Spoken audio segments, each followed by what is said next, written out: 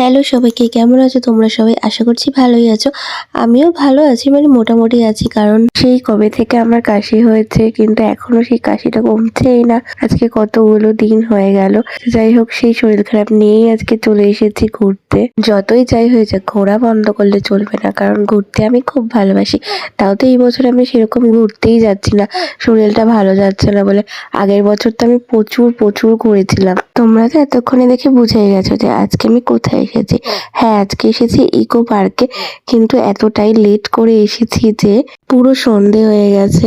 আমাদের বাড়ি থেকে বেরোতে একটু লেট হয়ে গেছিল, একটু না অনেকটাই লেট হয়ে গেছে। তাই এখানে এসে দেখি যে এত এত ভিড়। আমরা যখন সেভেন ওয়ান্ডার্সে ঢুকতে যাব, এত ভিড় ছিল যে আমরা ওখানে ঢুকতেই পারলাম না।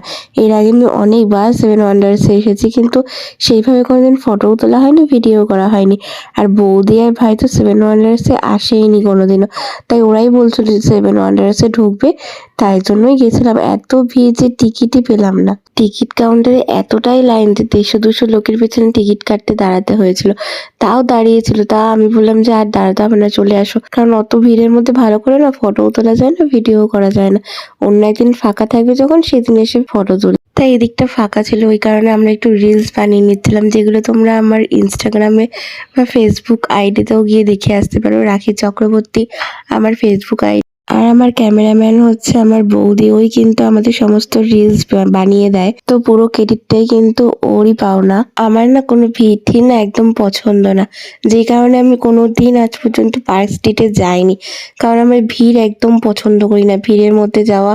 পার্ক স্ট্রিটে এত এত ভিড় হয়, সেই কারণে আমি কোনোদিন যাইনি, আর যাওয়ার কথা ভাবিও না কোনোদিনও।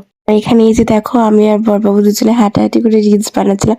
এটাও একটা রিলস বানিয়েছি, এটা তোমরা চাইলে গিয়ে দেখে আসতে পারো। প্রথমে না আমি ভাবছিলাম ইকো পার্কে আসতে আমি অনেক লেট করে ফেলেছি, কারণ আমাদের 5টা বেজে গেছিল। আমি যখন আসলাম তখন প্রায় সবাই বেরিয়েই যাচ্ছিল। যারা সকাল থেকে এসে পিকনিক করছিল তারা সবাই চলে যাচ্ছিল। প্রচুর প্রচুর ভিড়। আমি ওই ভিডিওটা করে রাখিনি, তাহলে তোমাদেরকে দেখাতে পারতাম। তা লেট করে এসে আমার বেশ ভালোই হয়েছে, আমি ফাঁকায় ফাঁকায় ভালো করে ভিডিও করতে পেরেছি। আমরা অনেক মজাও করেছি, কারণ আমরা প্রচুর ইয়ার্কি মারছিলাম 4জন মিলে, আমি, ভাই, বৌদি আর বর। তারপরে আমার এত পায়ে ব্যথা করছিল যে আমি বসেছিলাম। তারপর দেখো বৌদি কখন এখানে পেছন থেকে আমার ভিডিও করে রেখেছে। আর এই জিনিসটা দেখো, এটা দেখে না আমি খুব ভয় পেয়ে গেছিলাম দূর থেকে। তখন যখন ওখানে বসেছিলাম দেখালাম ভিডিওটা, দূর থেকে না মনে হচ্ছিল যেন কেউ বসে রয়েছে।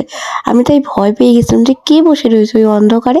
তারপরে কাছে গিয়ে দেখি না ওটা একটা স্ট্যাচু।